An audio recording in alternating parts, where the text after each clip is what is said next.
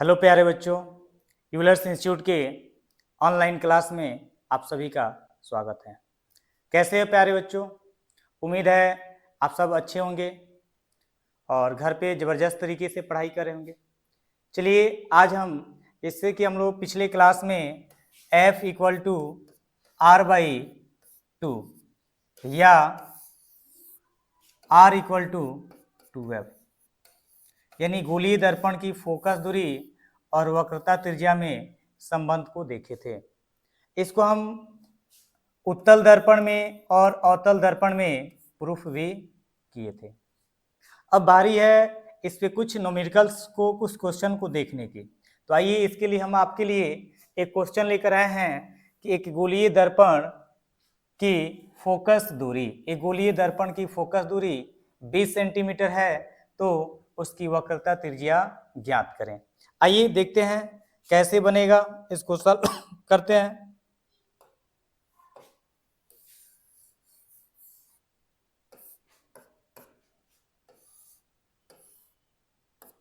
चलिए आइए देखते हैं। सबसे पहले हम लोग लिख देंगे हल। यहाँ पे न तो अवतल की बात हो न तो उत्तल की, बस कहा गया गोलीय दर्पण की फोकस दूरी। तो हम लिख दे रहे हैं फोकस दूरी को F से सूचित करते हैं। F इक्वल टू कितना दिया है? 20 सेंटीमीटर दिया हुआ। अब आपसे क्वेश्चन कर रहा है कि वक्रता त्रिज्या ज्ञात कीजिए। देखिएगा यहाँ पे, ध्यान दीजिएगा, क्या करे आपसे? वक्रता त्रिज्या ज्ञात करना है। तो हम जानते हैं F इक्वल टू फॉर्मूला होता है R/2 होता है। क्या होता है? F equal to R/2। यहाँ से क्रॉस गुणा करेंगे 2F इक्वल टू R, यानी ये आपका वक्रता त्रिज्या R निकालना है। तो यहाँ लिख दीजिए R इक्वल टू 2, F का वैल्यू देखिए यहाँ दिया है 20, इसको मल्टीप्लाई कर दीजिए, क्या हो जाएगा? 40 सेंटीमीटर। तो ये आपका हो जाएगा आंसर। आ रही बात समझ में? चलिए और देखते हैं आपके लिए क्वेश्चन, ठीक है ना। अगला क्वेश्चन है एक गोलीय दर्पण की वक्रता त्रिज्या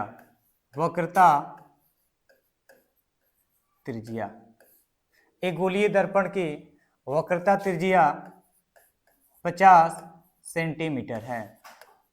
एक गोलीय दर्पण की वक्रता त्रिज्या 50 सेंटीमीटर है तो उसकी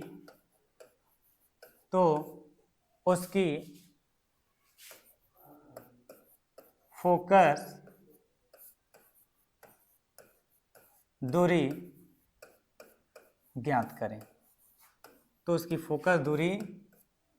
ज्ञात करें। आइए देखते हैं, इसको हल करेंगे। तो सबसे पहले देखेंगे क्या दिया है। आपको दिया है वक्रता त्रिज्या। क्या दिया है? वक्रता त्रिज्या। कितना दिया है? तो ये दिया आपको 50 सेंटीमीटर। लिख दीजिए वक्रता त्रिज्या को हम लोग लिख सकते हैं हल में वक्रता त्रिज्या, यानी ये दिया हुआ है आपको R, कितना दिया है? तो ये दे दिया आपको 50 सेंटीमीटर। आपको क्या निकलना है?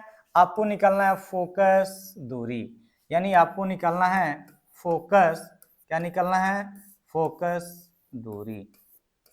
फोकस दूरी को प्यारे बच्चों किससे सूचित करते हैं? F द्वारा, यानी आपको F का वैल्यू निकालना है, ठीक है ना। हम पीछे क्लासों में पढ़ चुके हैं F इक्वल टू होता है R/2, यानी फोकस दूरी जो होती है वक्रता त्रिज्या के आधी होती है। तो यहाँ पे हमारे पास R का वैल्यू है, इसको रख देते हैं 50 और बाई कर देते हैं 2। जब डिवाइड करेंगे तो ये कितना बार में? 25 बार में कटेगा। तो F इक्वल टू हो जाएगा 25 और ये हो जाएगा सेंटीमीटर। तो ये रहेगा इसका करेक्ट आंसर। आ रही बात समझ में? चलिए आगे बढ़ते हैं, एक और क्वेश्चन देख लेते हैं, ठीक है। अगला क्वेश्चन है एक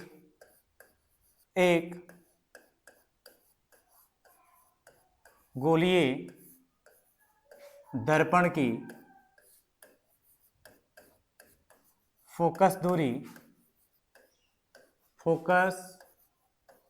दूरी माइनस एक गोलीय दर्पण की फोकस दूरी माइनस 35 सेंटीमीटर है, तो दर्पण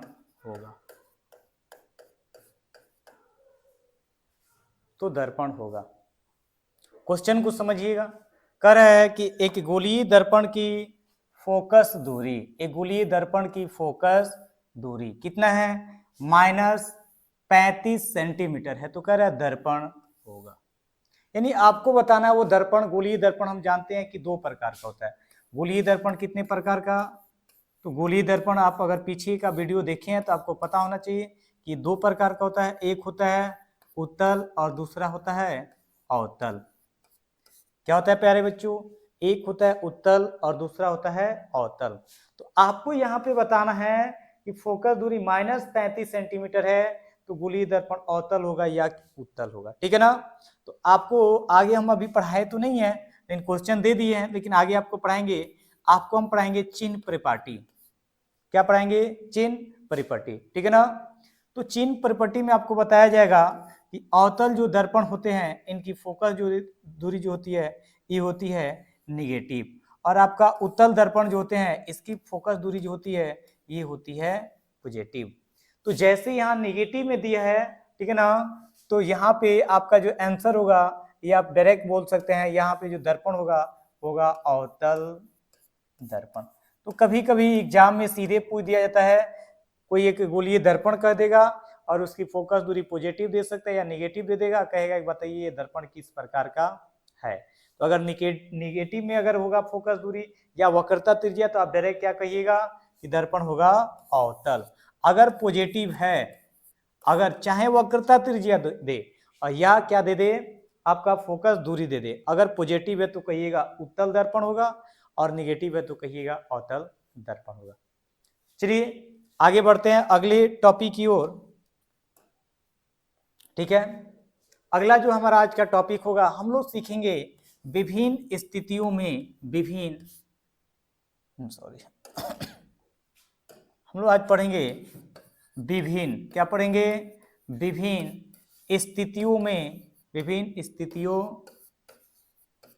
स्थितियों में प्रतिबिंब का बनना, प्रतिबिंब का बनना। प्यारे बच्चों, इसको पहले पढ़ने से पहले हमने कुछ रूल को जान लेना बहुत क्या होता है, जरूरी होता है। कुछ रूल्स होते हैं, कुछ नियम होते हैं। जैसे आपके जो किरण जो है, जो प्रकाश के जो किरण है, अगर ये किरणें अवतल दर्पण से टकराती है तो टकराने के बाद से वो कहाँ से होकर जाएगी, इन सारी रूलों को हम लोग को पहले जान लेना चाहिए। तब आपको ये जो टॉपिक होगा बहुत ही आपके लिए क्या हो जाएगा, आसान हो जाएगा। अगर कुछ रूल्स जान लेते हैं, किरणों की जब दर्पण से टकराती है, चाहे वो अवतल दर्पण हो चाहे समतल दर्पण हो, और टकराने के बाद से, चूंकि हम लोग यहाँ पे देखिए प्रतिबिंब का बनना पढ़ते हैं ना, ये गोलीय दर्पण में ही पढ़ते हैं और समतल दर्पण में पढ़ते हैं। किस में पढ़ते हैं, गोलीय दर्पण और समतल दर्पण में। तो हमें पता होना चाहिए कि जब कोई किरण समतल दर्पण से टकराती है या किसी गोलीय दर्पण से टकराती है, किस एंगल से टकराएगी, तो किस एंगल पे जाएगी, ये सारी चीज हमको पता होना चाहिए। तो कुछ विशेष बातें हैं जिसको हमें क्या करना चाहिए, जान लेना चाहिए। तो आइए उसको पहले हम जान लेते हैं, फिर इसको क्या करेंगे, पढ़ेंगे, ठीक है। तो आइए देखते हैं। तो यहाँ पे अगर हम देखें तो सबसे पहले लिख देते हैं रूल नंबर 1। क्या लिख देते हैं, रूल नंबर 1। अब रूल नंबर में ध्यान दीजिएगा, रूल नंबर 1 को अच्छे से समझिएगा। मान लीजिए कि हमारे पास क्या है, एक अवतल दर्पण है। क्या है बच्चों, एक अवतल दर्पण है। थोड़ा सा ध्यान दीजिएगा, हमारे पास एक अवतल दर्पण है, ठीक है। इधर इस पे हम कलई कर दे रहे हैं, लीजिए हम इसका क्या बना दे रहे हैं, ये अवतल दर्पण है और यहाँ पे सी लिख दे रहे हैं और यहाँ पे क्या लिख दे रहे हैं, एफ लिख दे रहे हैं। इसका वक्रता केंद्र है, ये इसका मुख्य फोकस है। ठीक है, अब ध्यान दीजिएगा, सबसे पहला रूल कहता है कि अगर हम अवतल दर्पण में प्रधान अक्ष के समानांतर किसी किरण को भेजते हैं, भेज सकते हैं। तो अगर हम अवतल दर्पण में प्रधान अक्ष के समानांतर किसी को किरण को भेजेंगे तो अवतल दर्पण के परावर्तक सतह से टकराने के बाद से वह किरण कहां से जाएगी, तो आपको हमेशा याद रखना है रूल नंबर 1 में कि वो हमेशा कहां से होकर गुजरेगी, वो हमेशा फोकस से होकर गुजरेगी। ठीक है ना, ये चीज आप मुख्य फोकस का जब डिफिनेशन पढ़ा रहे थे वहां भी आप पढ़ चुके हैं, ध्यान दीजिए। कभी भी प्रधान अक्ष के समानांतर अगर कोई भी किरण जाती है तो वह हमेशा दर्पण से अवतल दर्पण के टकराने के बाद से प्रधान अक्ष के मुख्य फोकस से होकर गुजरती है। अब चाहे वो ऊपर से जा रही हो, चाहे देखिए यहां से जा रही है, देखिए एक और हम बना दे रहे हैं, टकराने के बाद से कहां से जाएगी, तो हमेशा कहां से होकर गुजरेगी, मुख्य फोकस से होकर गुजरेगी।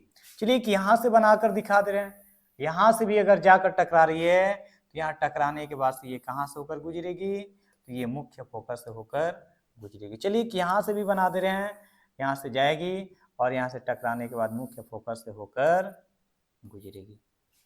ये बात आपको हमेशा क्या करना है, याद रखना है कि अवतल दर्पण में प्रधान अक्ष के समानांतर चली किरणें, ये कौन सा दर्पण है आपका, अवतल है। कौन सा है जी, अवतल दर्पण है। तो अवतल दर्पण में प्रधान अक्ष के समानांतर चली किरणें दर्पण से टकराने के बाद से हमेशा मुख्य फोकस से होकर क्या होती है, गुजरती है। Rule number 1। अब ध्यान दीजिएगा, रूल नंबर 1 ही है, लेकिन इसको हम देखेंगे उत्तल दर्पण में। किस में देखेंगे, उत्तल दर्पण में। ठीक है, चलिए तो ये रहा आपका उत्तल दर्पण। ठीक है ना, और यहां पे हम बना लेते हैं, ये इसका हो जाएगा, इसको भी लिख देते हैं P। ठीक है ना, इसका हो जाएगा ध्रुव और इधर इसका हो जाएगा मुख्य फोकस और इधर इसका हो जाएगा वक्रता केंद्र। अब ध्यान दीजिए, इसमें भी तो प्रधान अक्ष के समानांतर किरणें जा सकती है। अगर हम इसको आगे की तरफ बढ़ा दे, कल्पना कर दे, तो यहां डॉट डॉट से देते हैं,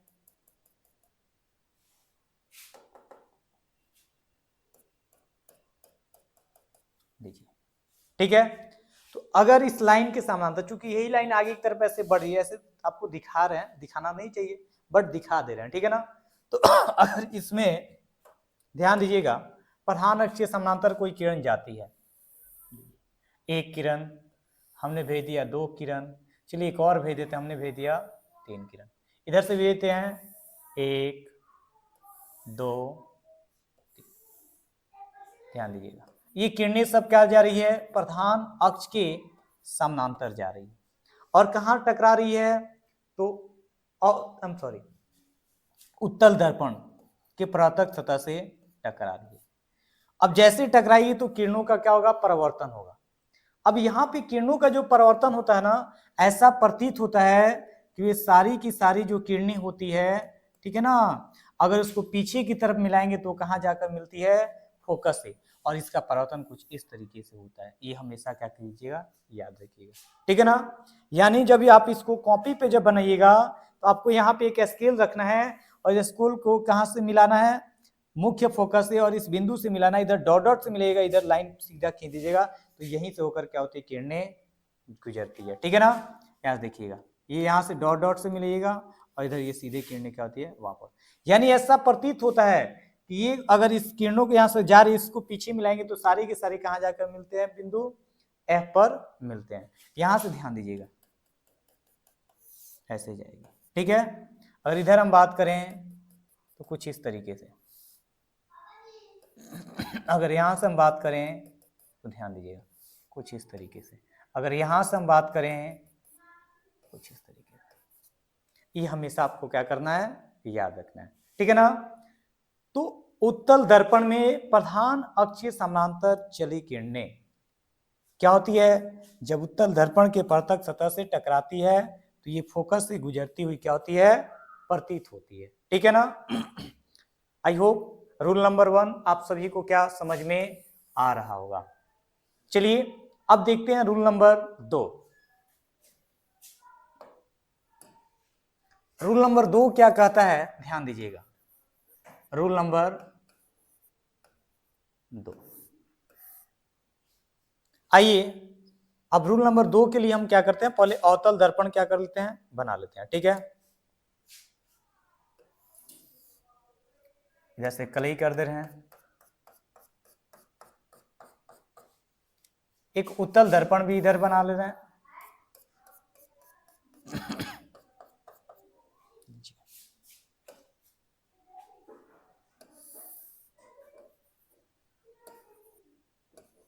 इसका ध्रुव हो जाएगा, ये आपका मुख्य फोकस हो जाएगा, ये आपका वक्रता त्रिज्या। इसका ये आपका क्या हो जाएगा, ध्रुव हो जाएगा, इसका हो जाएगा मुख्य फोकस, और ये हो जाएगा वक्रता केंद्र। ठीक है ना।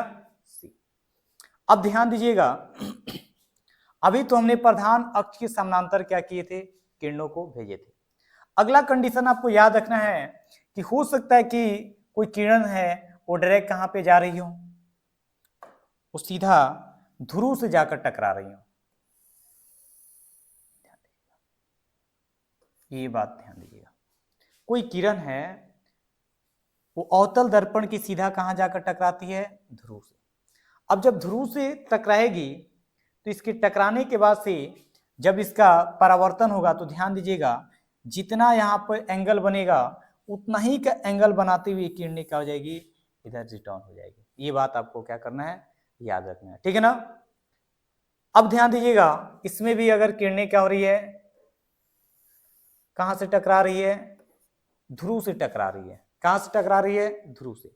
तो ध्यान दीजिएगा, इस पे हम थोड़ा सा इसको अगर करें ऐसे, ठीक है ना, तो ये अभिलंब हो जाएगा, और जितना का एंगल यहाँ बनेगा उतना ही का एंगल बनाते हुए ये वापस क्या हो जाती है, लौट जाती है, यानी मुड़ जाती है। तो ये रूल नंबर 2 में आपको क्या करना है, याद रखना है। आ रही बात समझ में। कोई भी किरण अगर जाती है अवतल दर्पण के ध्रुव से टकराती है तो यहाँ ध्यान दीजिएगा, प्रधान अक्ष और ये इस किरण को हम लोग बोलते हैं आपतित किरण, इसके बीच जितना का एंगल बनता है उतना ही का एंगल बनाते हुए ये क्या हो जाती है, अगर ये 20 डिग्री के एंगल पे अगर जा रही है या 30 डिग्री के एंगल पे, तो यहाँ भी 30 डिग्री का कोण बनाते हुए इधर क्या हो जाएगी, वापस आई। सेम काम यहाँ भी वही होगा। तो ये है आपका रूल नंबर 2। ये आपको आना चाहिए, ये आपको समझ में आना चाहिए। ठीक है ना, यह एकदम आपके दिमाग में होना चाहिए। चलिए आगे देखते हैं। Rule number 3, rule number 3। अब ध्यान दीजिएगा, रूल नंबर 3 में फिर हम वही काम करेंगे।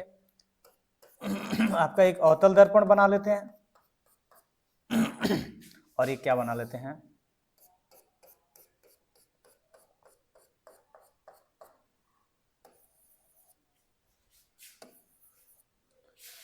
थोड़ा कलर को चेंज कर लेते हैं। ठीक है, ये आपका F हो जाएगा, ये आपका C हो जाएगा। ठीक है ना,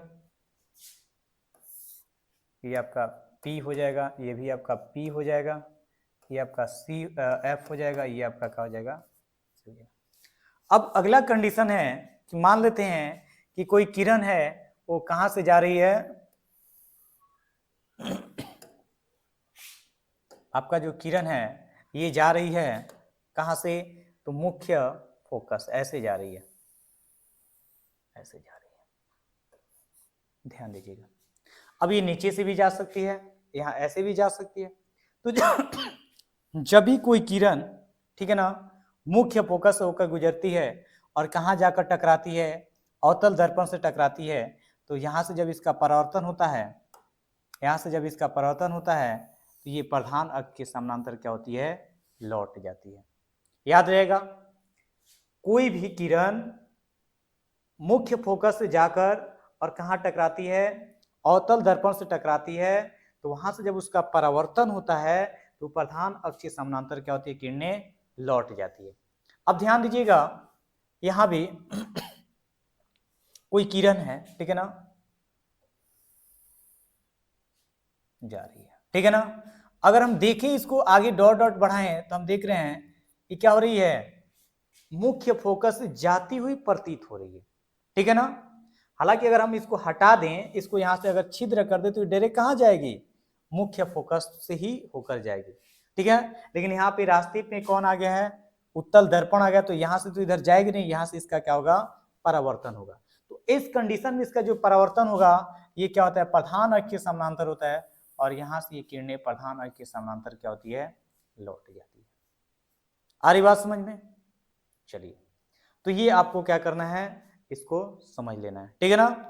जब हम विभिन्न स्थितियों में प्रतिबिंबों का बनना पढ़ेंगे तो कुछ इस तरह से किरणों को क्या करेंगे, भेजेंगे, और उस कंडीशन में आपको समझ में आना चाहिए कि हाँ किरणें कहाँ से भेज रहे हैं, तो कहाँ से होकर क्या करेगी, गुजरेगी, यानी उसके परावर्तन के बाद से वो कहाँ से होकर जाएगी, ठीक है ना। आइए, एक और रूल है, रूल नंबर 4, रूल नंबर 4, ठीक है ना, रूल नंबर 4। अब रूल नंबर 4 क्या कहता है, इसको भी आइए समझ ही लेते हैं, ठीक है ना। लीजिए, एक हमने क्या बना दिया, अवतल दर्पण बना दिया, ठीक है ना, और एक हम इधर बना लेते हैं क्या, उत्तल दर्पण, ठीक है। यहां से ये हो जाएगा इसका P, ये हो जाएगा F, और ये हो जाएगा C। इधर ध्यान दीजिएगा, ये हो जाएगा F, ये हो जाएगा इसका C, और ये हो जाएगा E। अब रूल नंबर 4 में आपको क्या समझना है कि कोई किरण है, कोई किरण है, और वो कहां से होकर जा रही है, तो वो जा रही है आपका वक्रता केंद्र से होकर जा रही है। ध्यान दीजिएगा, कहां से जा रही है, वक्रता केंद्र से होकर जा रही है। अब सवाल है कि जब वक्रता केंद्र से जा रही है, दर्पण से टकराएगी, तो टकराने के बाद से इसका क्या होगा, परावर्तन होगा, ठीक है ना। अब परावर्तन होगा तो किरणें कहीं ना कहीं से होकर क्या करेगी, लौटेगी, गुजरेगी, ठीक है ना, चूंकि अपने माध्यम में लौटती है। तो यहाँ पे आपको हमेशा याद रखना है कि इस अगर दिशा से जाएगी, अगर वक्रता केंद्र से जाएगी, तो ये किरणों के परावर्तन के बाद से पुनः इसी लाइन पे क्या हो जाती है, वापस लौट जाती है। अब यहाँ पे समझने वाला एक बात यह है कि आखिर ऐसा होता क्यों है। अभी तो आपने अलग अलग कंडीशन देखा था, हम यहाँ देख रहे हैं कि किरणें जो है वक्रता केंद्र से जा रही है, और जब इसका परावर्तन होता है तो फिर वक्रता केंद्र पे वापस लौट जाती है। तो यहाँ पे ध्यान दीजिएगा, आप पढ़े हैं प्रकाश के परावर्तन के नियम, पढ़े हैं प्रकाश के परावर्तन के नियम नंबर जो 2 है, आप सभी को याद होगा। इस नियम में आपको बताया गया है कि एंगल I बराबर होता है एंगल R के, और एक चीज आपको और बताया गया होगा कि जब कोई किरण किसी सतह से 90 डिग्री के एंगल पे टकराती है, तो वह पुनः 90 डिग्री के एंगल पे ही क्या हो जाती है, वापस लौट जाती है। नहीं समझ में आ रहा है, यहाँ ध्यान दीजिए। जैसे ये एक समतल दर्पण हम बना दे रहे हैं, ठीक है ना, और मान लेते हैं कि यहाँ पे क्या आ रही है, किरण आ रही है, जिसको हम लोग बोलते हैं आपतित किरण। अब हम जानते हैं कि यहाँ टकराने के बाद से ये पुनः इधर क्या होती है, लौट जाती है, ठीक है ना। अब यहाँ पे इधर हम बनाते हैं अभिलंब, क्या बनाते हैं, अभिलंब। तो ये इस एंगल को बोलते हैं एंगल I, और इसको बोलते हैं एंगल R। और हम लोग नियम नंबर 2 में पढ़े हैं, प्रकाश के परावर्तन के नियम नंबर 2 में, यही जो एंगल I है और ये जो एंगल R है, ये दोनों आपस में क्या होते हैं, बराबर होते हैं। इसका अर्थ ये हुआ कि प्रकाश की किरण जो है जितने एंगल पे आती है, ठीक है ना, यानी अभिलंब के साथ जितना एंगल बनाती है, उतना ही एंगल बनाते हुए, अभिलंब के साथ उतना ही एंगल बनाते हुए वो वापस क्या हो जाती है, लौट जाती है। तो प्यारे बच्चों, यहाँ पे एक समझने वाली बात है, अगर यही किरण अगर कहाँ से आ जाए, इस 90 डिग्री के एंगल पे आ जाए, तो ये क्या हो जाएगी, पुनः इसी पे क्या हो जाएगी, वापस लौट जाएगी। ये आपको पिछली क्लासों में बता दिया गया है, अगर नहीं जानते हैं तो यहाँ पे समझ लीजिएगा, ठीक है ना। तो यहाँ पे देख रहे हैं कि हम जानते हैं कि दर्पण के किसी भी बिंदु पर अगर लंब डालना हो ना, तो उसको हम कहाँ से मिलाते हैं, वक्रता केंद्र से क्या करते हैं, मिलाते हैं। यानी यह जो है ना, इस बिंदु पे क्या है, लंब है, क्या है, लंब है। इसलिए यहाँ पे जो किरणें आती है वक्रता केंद्र से आती है, तो ये क्या हो जाती है, इसी बिंदु से होकर वापस लौट जाती है। आ रही बात समझ में? तो ये हमेशा आपको क्या करना है, याद रखना है कि अवतल दर्पण में अगर वक्रता केंद्र से कोई किरण आ रही है, दर्पण से टकरा रही है अवतल दर्पण से, तो पुनः उसी एंगल पे क्या हो जाएगी, यानी वक्रता केंद्र से ही वापस लौट जाएगी अपने माध्यम में, ठीक है ना। अब चलिए यहाँ पे बनाते हैं, ठीक है।